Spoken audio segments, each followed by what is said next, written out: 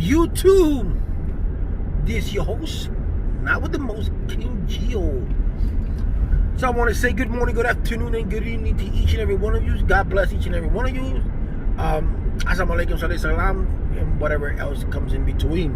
Now, today's Monday, Labor Day here in the United States of America. And whenever you see this video, it may be in your country, wherever it is. It may not be Labor Day, of course it's not. But anyway, welcome to my channel. Today's it's going to be a little bit more personal. It's called let's call this topic parenting. Okay. I have a 18-year-old stepson. I raised him since he was 10. Actually, since he was 8 years old, and he's a great kid, you know, and all that kind of stuff. But he has one little particular problem: his mouth. And his mouth gets him in trouble. So when we moved down here, we moved from New York to North Carolina. We live in a small town, and I got him a job. I was doing DoorDash, and I got him a job at McDonald's. He started well, when then COVID hit, and then I took him away until the surge of COVID went down. But anyway, so as a father, you know, my job as a father, or any father's job, is to teach your kids the things of life, the facts of life. You know, a woman teaches her son or daughter certain things that a woman can teach that a man can't, and the same thing that a man does, a woman cannot teach. You know, that's my belief. Okay, but a woman can, you know, could be a single mom and can do both. Okay, same thing with a man. A man can be a single dad like I was and do both. So I try to instill not my opinions, but what I think is correct. And then later on, when you turn to your age, when you become an adult, you can take my opinions and you can instill them to yourself, or you can twerk here, twerk there, or you cannot do it at all. So one of the things that I've taught, one of the things that I've always taught my daughter was that never, ever, if you're ever going to move in with a guy, make sure that you move in with a guy and you have your own place. Why? Because men have a tendency that when you move in with them and you don't give them what they want, or whatever the case may be, they throw you out. This way, if they throw you out, you choose to move in with them, they throw you out, you can say, hey bro, peace, I got my own place. Alright? And I always tell them, never let a guy move into your house, because that's just a freeloader. You know, things of that nature. Tell my kids, never say I love you to a person, to a girl, to a guy, unless you really do mean it. You know, when they're 16, 15, 14 years old, I love you, love you, love you, love you. And to me, I take those words to heart. So anyway, so my son's been having problems in school. When he was in school, he was having problems with the teachers because he likes to backmouth. And yesterday, he come over to me and he starts talking to me and he says, Dad, listen, this telling me his version of what happened at the job. That his boss, he gets up at 4. That his boss told him to go take out the garbage. Told him and his brother to take out the garbage because they both work at McDonald's. To take out the garbage, and he said, no, today's my last day. Now mind you, this was around 3:45, 3:47 from what I was told. So he had 15 minutes to 13 minutes to do this. He says, no, this is my last job, this is my last day. And then, no, I'm not going to do that because I only have a few minutes left. It's not going to give me enough time.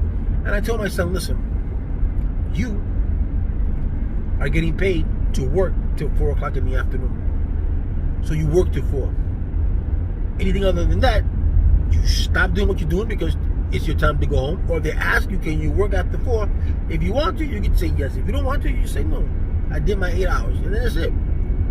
But you still got 13 minutes left. So those 13 minutes belong to McDonald's or whoever job that you're working with, McDonald's. So he decides to tell the person, the manager, I'm not doing that because today's my last day. He omitted that from what he told me. I just found that out today from the manager. So in my hometown, I have a quarrel with my wife because she does everything for these kids. Okay, I don't mind helping kids out. I don't mind helping my kids out, but the kids have to the kids themselves have to do for themselves. In other words, my wife has hip dysplasia. My wife is handicapped, and I taught my wife how to drive. But she can only drive. She can drive short distance, stuff like that. But she's not a person that she can't walk very much. She can't walk long distance. She can't walk. She's been in a wheelchair for 5 years. So they should take into consideration that my wife is taking them to work. The least I could do, sometimes they stay at work after work. Anyway, the whole point is that we live in a small town. He has no car, and the jobs you got jobs here, but you have to go to them. There may be like 20 stores that we got. We got McDonald's, Burger King, Food Lion, Walmart. A couple of restaurants. You got all those things, but you have to walk. You have to take a car to them. Maybe like 10 minutes away from a car. If you walk, it's an hour away. So the point is that you're very limited to the jobs that you have here. It's not like when we were in New York. That in New York, you can get on the train. You can go to Manhattan. You can go to Queens. You can go here. If you live in a city, you can go anywhere and try to look for work.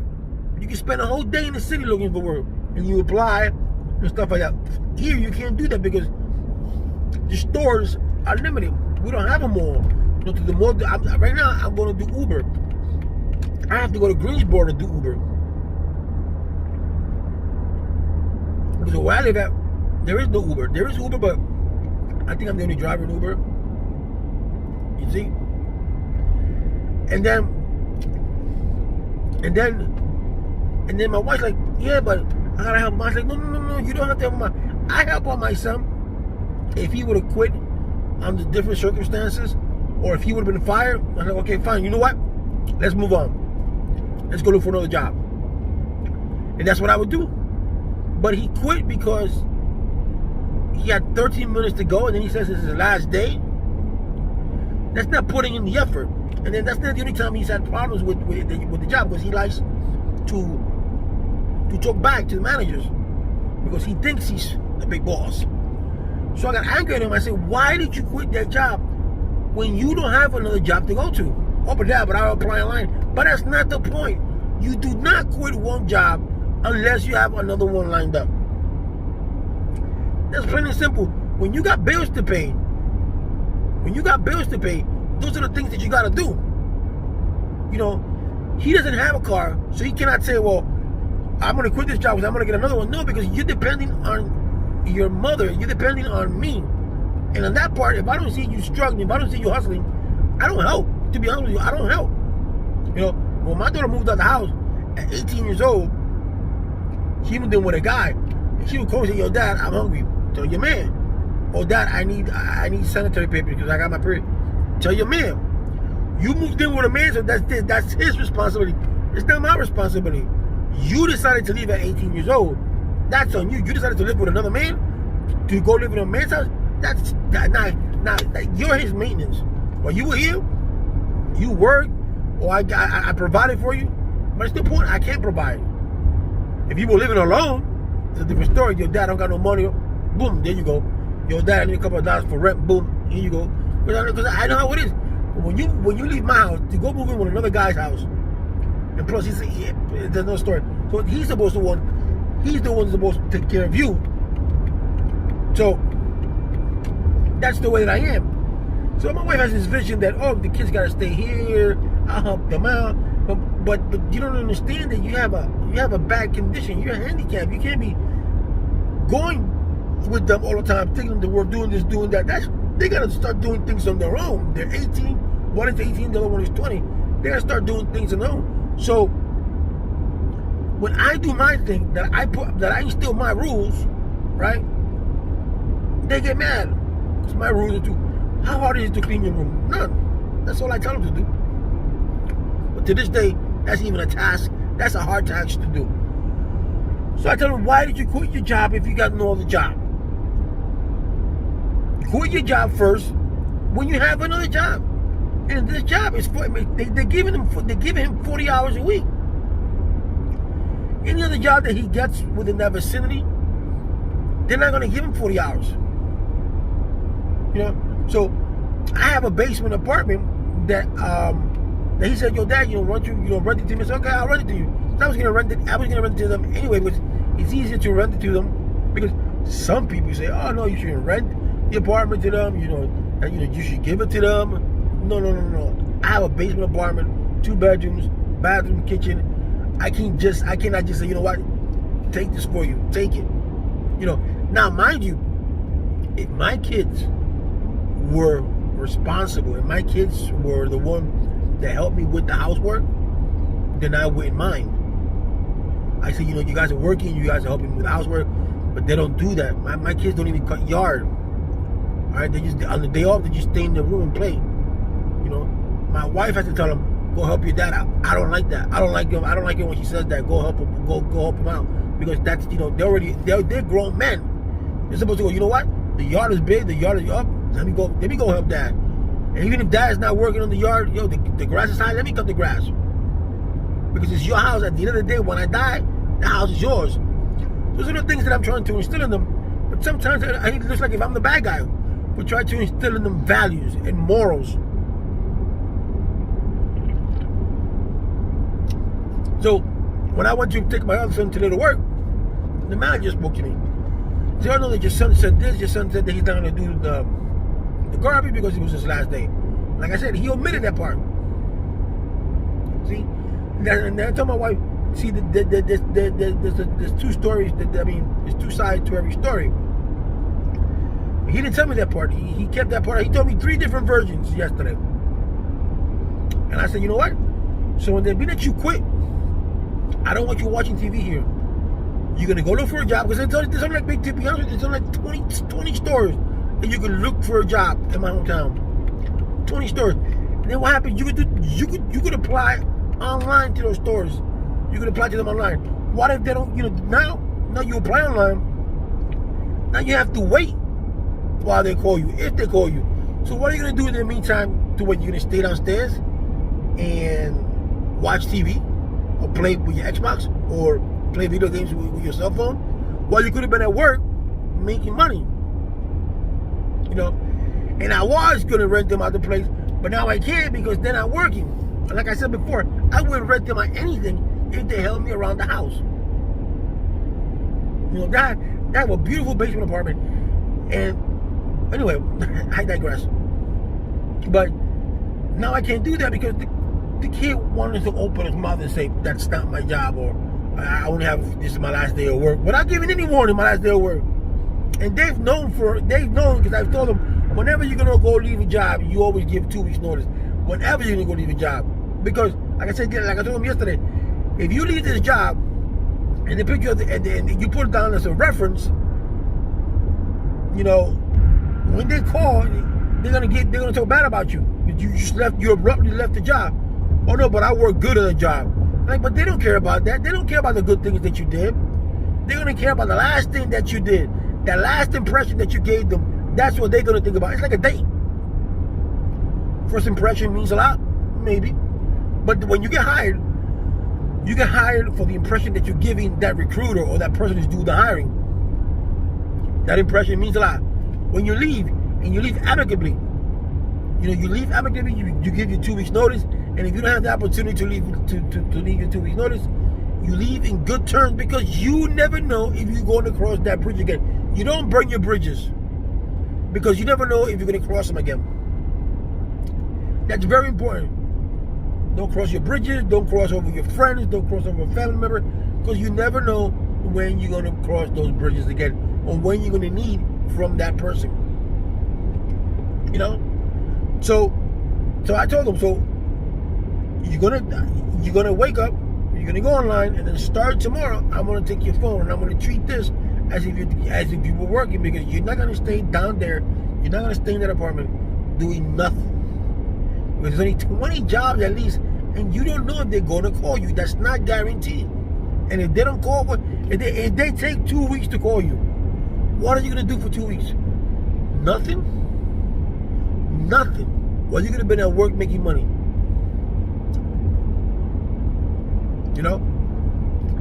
That's where my dilemma goes at, is that I try to instill values with them, go forward and come back, but there's not so much I can do, because like I said, they're not my kids.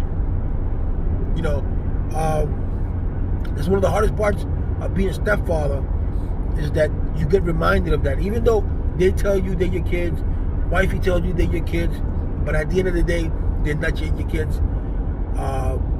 Because some of them, when they get a certain age, you tell them something, they goes, "You're not my father." Luckily, I haven't. My kids never said that to me. You know, but I know that subconsciously, not subconsciously, they sometimes say it within themselves. You know, but that's my dilemma. You know, because when I do things with my daughter, I don't see my wife telling me, "Oh, Gio, you know, blah blah blah." When it comes like I told her, I want my kids to get their own place. I want my kids to know what living alone is. Oh no, I don't want them, blah blah blah blah blah. And she said she spoke to a lot of friends, and that I'm throwing them out. I said, I've never said I'm throwing them out. I told them, let them get their own place so they can learn. I even, in the basement apartment, I even went as far as wanting to make a contract with them so they can learn what it is to have a contract, or to learn the responsibility that if you break something in the house downstairs, if you break it, you have to fix it. If it breaks on its own, or if it's wear and tear, then I have to fix it because I am the landlord. And then my son goes, but that sounds kind of, it was for real, but it is real. You know, you got stairs coming up from the basement apartment upstairs. I don't want you using that. I want you to, if you're gonna come visit your mom, come around, because I wanted to make it as real as possible. And then, you know, she tells me, but you give them that rule not to come up, but I want to see them. I said, but they're downstairs. You know, I have, you know, my kids, since, you know, they have this thing, even when my daughter was living with me, they have this thing to come in my room unannounced. They just go in the room, hey, blah, blah, blah, blah, blah. And that irks me, because my room is my sanctuary. My room is a matrimonial room. You know, if you want to talk to me, talk to me. If it's important, talk to me. But if you want to talk to me, catch me when I'm in the living room. Catch me when I'm in the kitchen. You know, stuff like that. I never went into my parents' room for nothing, because that was their own private. That was their own private room. I was there to give them a kiss, goodnight kiss. You know, saying Spanish bendición. You know, God bless. Stuff like that. But I respected their room. I respected their space. My kids don't do that. When I talk about my kids, I'm talking about all three of them now. When my daughter moved out. You know, and I'm trying to instill in them to do the right thing, because this is a cruel world, and all my kids do is watch TV. They know nothing of the world, so I have to look out for them. I don't want no one, you know, trying to take advantage of them. You know, I'm from the streets. You can't hustle a hustler. You know, you can't bullshit a bullshit. I'm not a bullshitter. You know, that's how the old saying goes. You know, but they try. They don't want, especially the little one. The little one does not want to learn. The youngest one does not want to learn at all. You know, and he's the one that I'm trying to teach the most, because my oldest one, he has his little, you know, his little bunch of problems. But the youngest one, he's okay in certain things, but he does not want to learn. His thing is his way, a highway. Things gotta be his way, because that's the way there is, or he thinks that those are the way they are. You know, and when the manager tells me today that, you know, that a lot of people don't talk to him because he has a big mouth. He likes to talk back. Well, how you gonna tell a manager? That's not my job. You know? I'm just venting with you guys, because I don't have my psychiatrist. But I'm just venting with you guys, because it's kind of hard when you are a stepfather and you're trying to teach your kids the right way, or what you think is the right. I don't instill religion in my kids, because I don't believe in religion. I tell we've gone to church. We've gotten baptized. I don't instill on my kids my political views, because they're already 18 and 20 years old. They're gonna have to make their own decisions. You know, even when they were growing up, I didn't say, oh, let's go to a Catholic church, let's go to this church. No, that's not me. That's not the way I am, because sooner or later they're gonna grow up, and they have to instill and believe in what they want to believe. I don't believe, oh, I'm a Catholic because my parents are Catholics. No, I don't believe in that. Well, I'm a Republican because my parents are Republicans. Or I'm a Democrat because my parents are Democrat. That's why Puerto Rico is the way that they are. Puerto Rico is in a shitty state because they have this idea that because my parents are Democrats, I'm going to be a Democrat. Because my parents are Republicans, I am a Republican. In Puerto Rico, politics is a sport. So every year it's either Republican or Democrat, Republican or Democrat, Republican or Democrat. So Puerto Rico has the power to change, but they choose not to. 2 elections in a row, they had a chance to change the power of Puerto Rico, and they threw out the governor Rosselló, right? They demanded for a week. They stood in San Juan. They said he's gotta go, and he left, right? And he left. He was impeached. He was about to get impeached.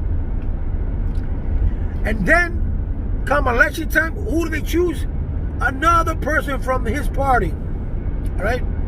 Now they're trying to make a committee of 5 people, so that the committee of 5 people can come to the United States, go to Washington, and try to convince Washington, D.C., try to convince Congress that Puerto Rico should be given statehood.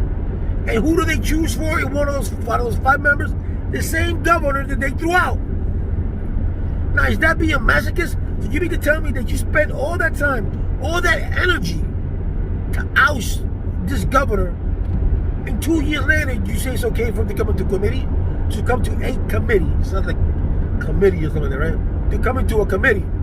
Does that make any sense at all? Puerto Rico had great candidates in the Independent Party and in the New Political Party, which was Alexandra Lugaro and her boyfriend Nadal. They have great visions for Puerto Rico, but these people, they don't choose. The Red Party in Puerto Rico is called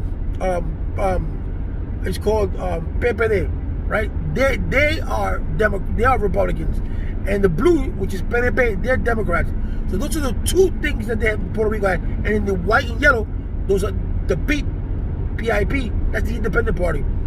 The Independent Party is way smarter than both Republicans and Democrats, but they never vote for the Independent Party. Because why? Because Puerto Rico in their mind thinks that if you vote for the Independent Party, Puerto Rico is going to become independent. And Puerto Rico would not become independent. Puerto Rico would not become a state. That will have to go through Congress. So here you are. Last year, they had a chance to pick a great governor from either the Independent Party or from the New Party with Alexandra Lugaro, and they chose to go with the blue. So if it's 4 years, it's not blue, it's red. If it's not red, it's not blue. They don't want to grow.